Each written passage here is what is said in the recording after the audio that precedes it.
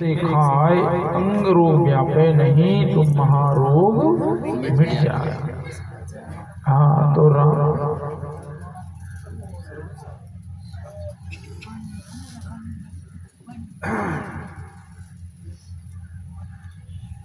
राम नाम की औषधि के बारे में भजन गाया कि राम नाम की बूटी से बढ़िया नहीं और दवाई। भवरोग की जो दवा है वो राम नाम बताया। प्रिय सज्जनों, आप लोग सुनेंगे कि कर्म, उपासना, ज्ञान, चतुर्थ साधन संपन्न, बहिरंग साधन, अंतरंग साधन जो है ज्ञान के बताए गए हैं। लेकिन दूसरी क्लास में कौन बच्चे पढ़ेंगे? जो पहली को पास कर लेंगे तो दूसरी में पढ़ेंगे, दूसरी पास कर लेंगे तो तीसरी में पढ़ेंगे, 10वीं पास करेंगे तो 11वीं में पढ़ेंगे।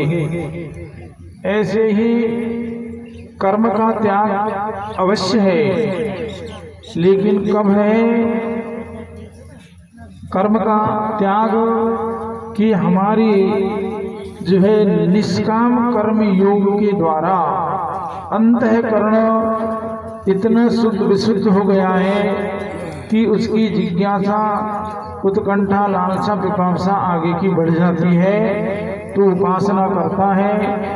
और उसके बाद में जो कहा है कि मल विक्षेप जाके नहीं किंतु ज्ञान है चल साधन सहित नर शोधिकृति मतिमान, कि जिसके हृदय में मल नहीं, मल माने पाप नहीं, पाप नहीं है हम कैसे पहचाने? हमारा मन निष्पाप हो गया है।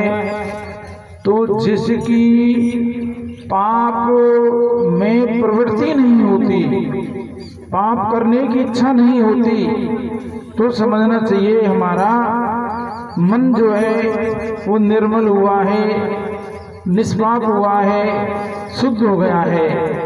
और जब तक हमारी रुचि, हमारी पसंद है ना, हमारी प्रवृत्ति पाप कर्म में ही बनी है, तो वो ज्ञान का अधिकारी नहीं बन सकता है। इसलिए कहा निष्काम कर्म करो।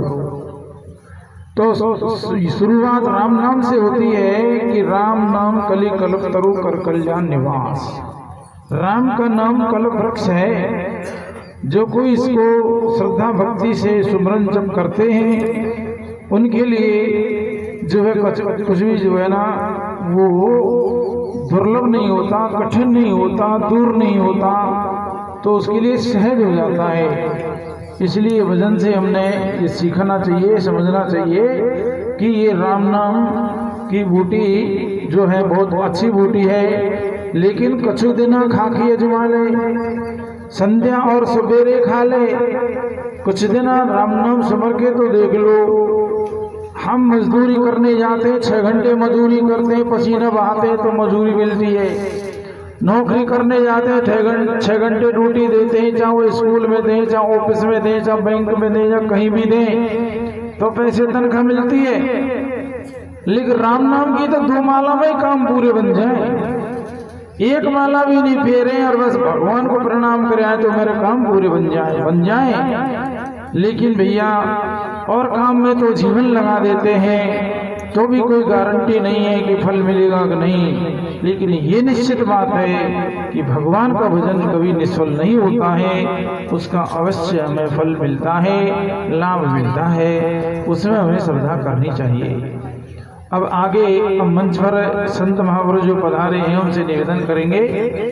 तो सर्वप्रथम जो गढ़गुमान परा संदेह से आए हुए हैं, लाइव चलाने वाले हैं,